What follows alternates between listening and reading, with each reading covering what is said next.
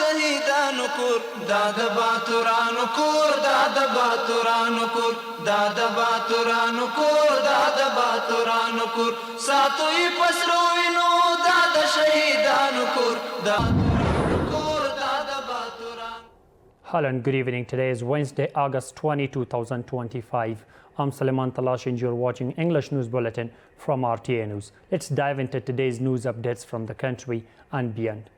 Deputy Prime Minister for Economic Affairs Mullah Abdul Ghani Baradar Akhund said at the 106th independence anniversary that Afghanistan's freedom is the result of the Mujahideen's courage and sacrifices achieved despite limited resources and enemy conspiracies.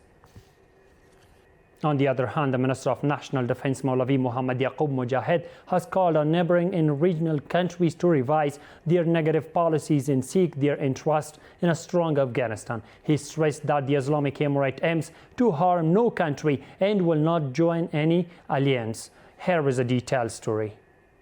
Speaking at the 106th anniversary of Afghanistan's independence from British colonial rule, Minister of National Defense Maulavi Muhammad Yaqub Mujahid emphasized that both Islam and Afghan identity hold great importance in the country. He said the Islamic Emirate seeks friendly ties with all nations and does not interfere in the internal affairs of others.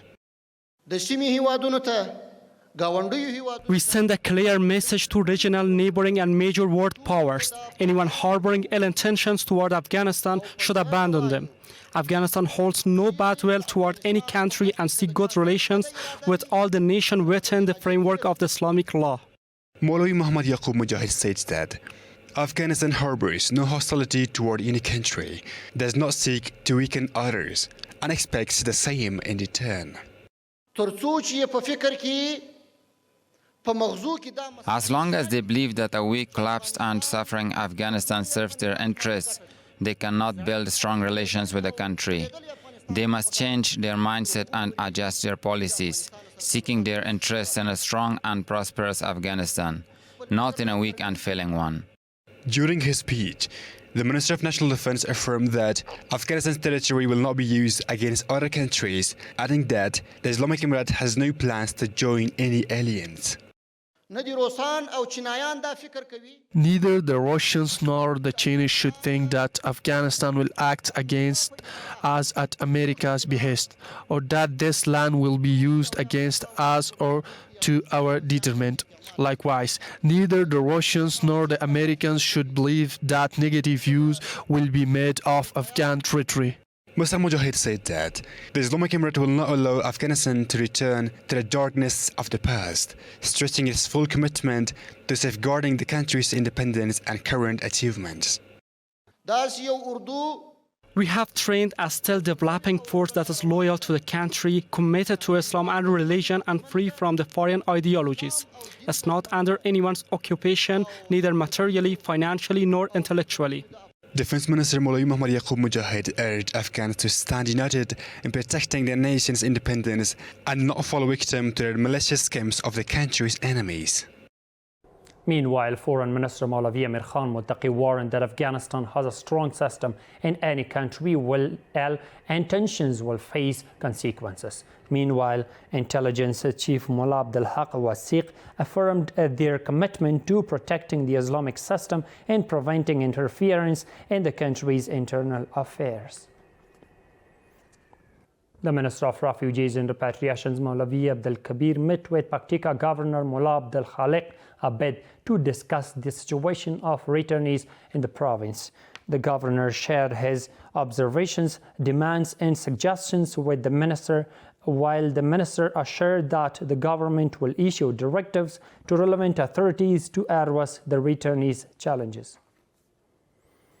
A deadly traffic accident in Herat province has claimed multiple lives. Officials say a 580-passenger bus collided with a truck on the Herat-Islam Qala highway, causing the bus to catch fire and killing more than 70 passengers. Reports indicate that many of the victims were returnees from Iran. The Afghan embassy in Qatar marked the 24th of Asad as Victory Day with a series of ceremonies. The event was attended by Afghan scholars, tribal leaders, and community members residing in Qatar. Afghan Ambassador Mohammad Sohail Shaheen described the day as one of joy and pride, saying future generations will honor it, noting that many sacrifices and hardships endured by Afghans to achieve it. He also emphasized the need to seize existing opportunities for Afghanistan's comprehensive development. Overseas, Israeli forces launched new attacks across the Gaza Strip, martyring over 21 Palestinians, including women and children, even as Hamas approved a 60-day of ceasefire. Palestinian health officials report that at least 60 people were killed and more than 344 wounded in the past 24 hours, the majority of whom were women and children. The Ministry of Borders and Tribal Affairs states that a 70-year-old dispute between three families in the Pachiragam district of Nangarhar province has been resolved through the mediation of local officials, religious scholars, and tribal elders. According to the ministry, the long-standing conflict had left 12 people dead, several others injured, and caused heavy financial losses to both sides.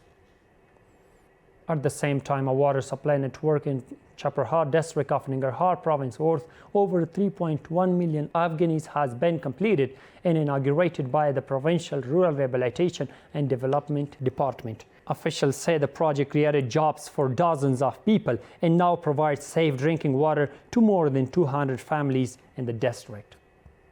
The Logar Directorate of Disaster Management has distributed food and non-food assistance to families forcibly deported from Iran and Pakistan following a survey in the provincial center and 6 districts. During the aid distribution, the head of the directorate welcomed the returnees and assured them that the Islamic Emirate remains committed to serving repatriated and displaced families.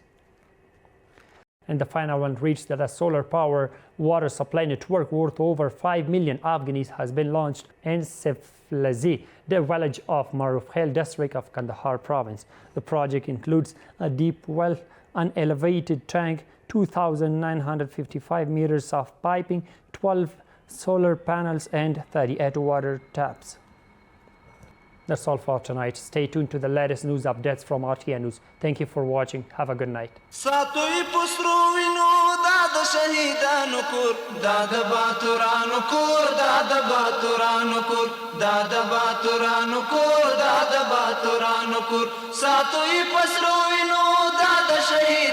کور دا